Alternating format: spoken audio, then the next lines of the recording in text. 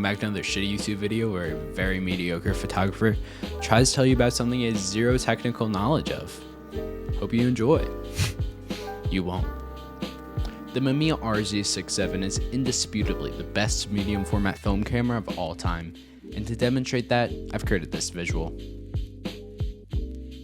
And if that doesn't convince you, maybe the beautiful glass bellows focusing system that gets me excited in more ways than one, and not to mention, amazing picture quality will. Overall, it's just a big, beautiful camera, or as I like to call it, a BBC. Oh wait.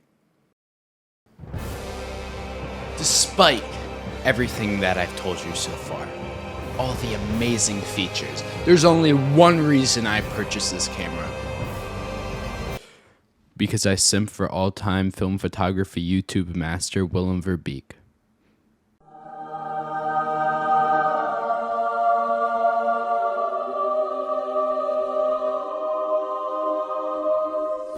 Now, despite all of the upsides with this camera, everything has its flaws, and a big flaw that pretty much everybody complains with this particular camera is the weight. It's kind of hard to put into like metrics because everybody uses like different weight systems, but I'll use a pretty universal one, which is the chonk chart. I'd probably put the RZ67 somewhere in between Mega chonker and oh Lord, he coming! Yeah, I'd say around there.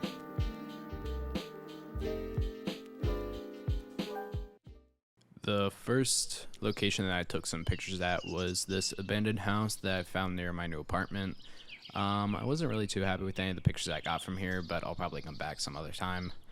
I did see a no trespassing sign, so I did what any other person would, and I took some pictures.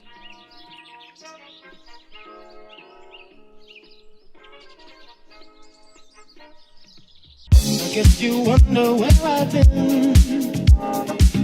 I said to find the love within. I came back to let you know. Got a thing for you, and I can't let it go. I guess came back to let you know. Got a thing. I said to find the love within. Ask you wonder what you know. Got a thing.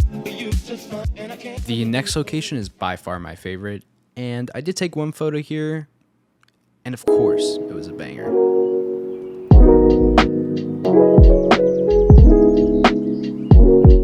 I drove around for a little bit trying to find something to shoot, and I stumbled by this house. I do really like the pastel colors in the photo, but I do wish that I tried a little bit harder with the composition.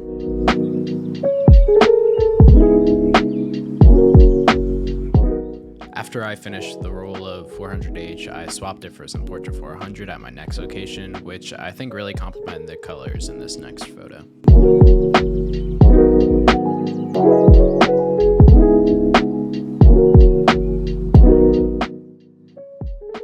At this point, I decided that I should stop being such a degenerate and maybe go touch some grass. And that's exactly what I did this next location.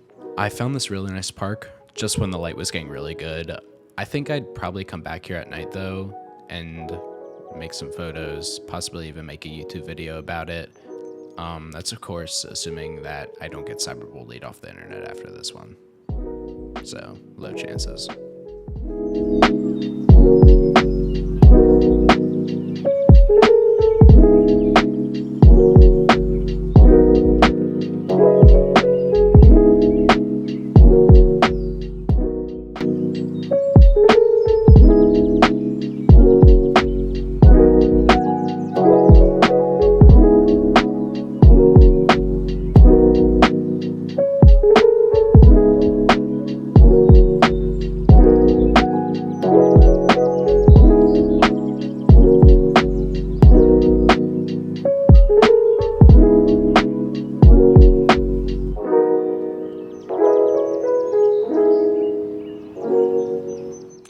Now I know what you're thinking.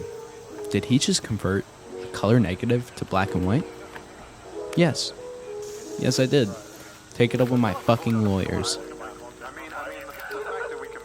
So anyway, I started blasting some 400H rated 1 stop overexposed just to get those beautiful Mountain Dew greens from this location.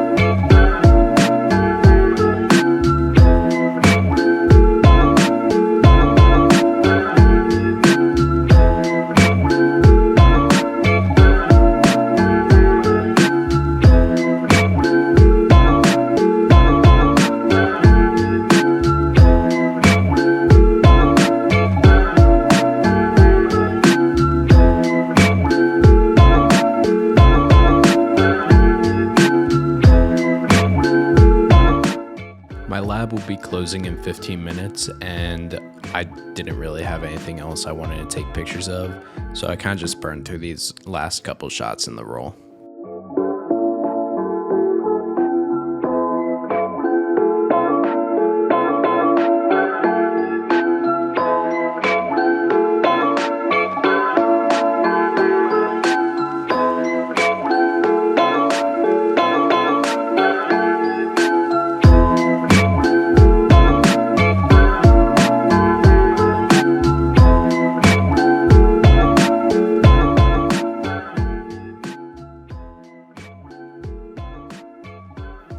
After finishing up the last couple pictures of the roll, I headed over to my local lab to get them developed and scanned. I did also end up picking up a Pro Pack of Tri-X, and it wasn't cheap. Now, if you're wondering how I can afford all of this without having a job, it's actually pretty simple. It's this thing called a trust fund. I don't really know what it is or how it works, but I'd recommend it. It's pretty useful. In all seriousness, shooting film is expensive. Despite this camera's somewhat hefty price tag, it's probably one of the smallest expenditures you will make over your film shooting journey. There's getting your film developed, getting your film scanned, and of course, buying film in general, none of which are cheap unless maybe you're developing and scanning at home, which the equipment for that is also pretty expensive. Despite me thinking that shooting film is the superior version of photography, I wouldn't really recommend it to anybody who, doesn't have some money to waste, which I don't. I don't know why I shoot film. But if you do end up deciding that the RZ67 is the camera for you, I would say go ahead, buy it. It's an amazing camera. I've had nothing but amazing experiences. Wrapping it up, I really hope you guys enjoyed this video, and if you're so keen to, I would really appreciate if you didn't bully me in the comments. Please, I'm very fragile. And consider liking the video and subscribing. That'd be nice too. Thanks, bye.